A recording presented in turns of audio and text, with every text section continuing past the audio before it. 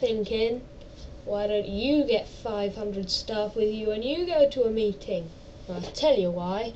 You're not the president. I chime in with a haven't you people ever heard of closing a goddamn door? No, it's much better to face these kinds of things with a sense of poison rationality. I chime in, haven't you people ever heard of closing a goddamn door? No, it's much better to face these kinds of things with a... Something you will either find incredibly hilarious if you're on the side of the internet and piracy, if you're an internet pirate, or horrible and bad and the death of all industry, blah blah blah, if you're not, is that the new Wolverine film, the prequel, the one that, you know, just from the name sounds horribly bad. X-Men Origins, that sounds more like an aloe vera essential oil than a Hollywood blockbuster.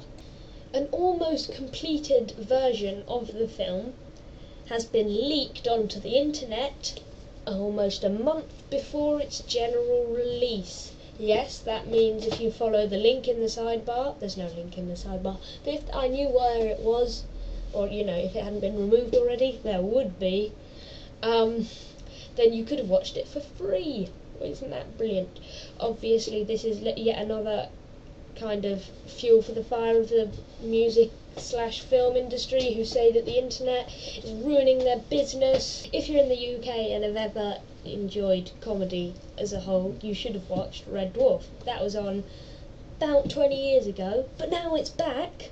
Yes, it's back. It's on Dave. If you have, you know, a box thing, you can watch it. Who doesn't?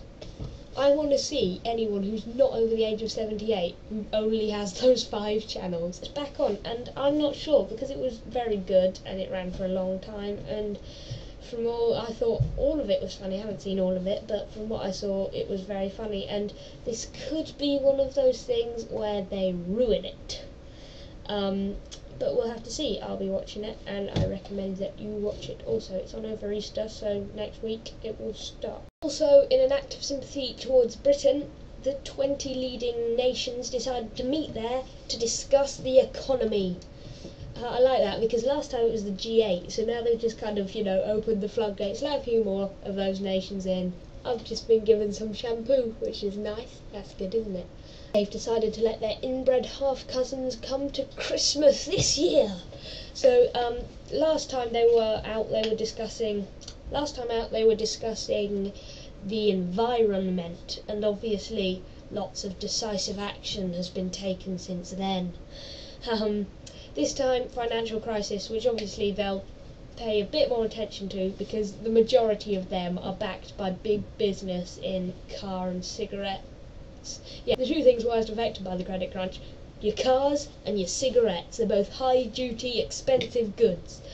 But they do get a lot of backing from big banks and big industry, and obviously this would, obviously in the credit crunch they wouldn't like to lose their sponsors.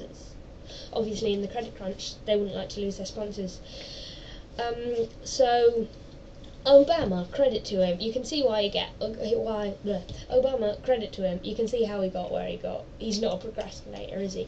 Came in last night, had to go to Stansted for some reason, just redirected them. I prefer Stansted to Heathrow. I like it. Like the roof. Maybe he appreciated the roof.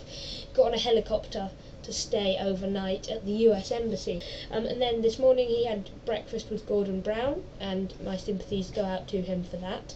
And then he got to meet the Queen and Prince Philip, who more and more, every time I see him, he looks more like a witch, which is kind of scary. Along with the credit crunch, socialism became a lot more popular.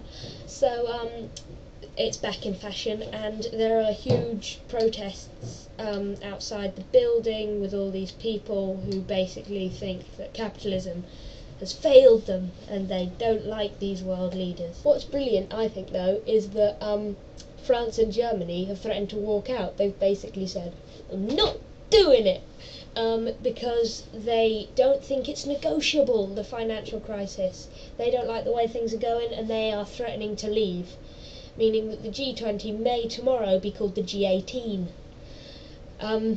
Let's face it, it doesn't do much for France's stereotype of surrendering if they can't even get through a meeting. I'm sorry, I'm just putting it out there. And just a quick note at the end, for some reason Miss Universe was allowed to visit Guantanamo Bay and said it was so beautiful. Okay, that's kind of odd because it's you know, obviously one of the most horrible places in the world. And she just said, it's alright, basically.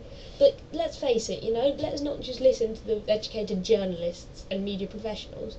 If someone who has essentially won a very glorified talent contest says it's okay, then they should feel lucky that they're going there. Why aren't they paying? It's ridiculous. As always, thanks for watching. Just subscribe over there, please. It doesn't cost anything, it's absolutely free, it's brilliant. You can rate the video very highly there, because, you know, you wanted to do that, let's face it, you just didn't know how. And you can comment just down there. Okay, this is kind of odd. There's just a kid there. I don't know who he is. I've got to go now. What is this? Who is this kid? What's he doing? I might have to hide from him for a bit.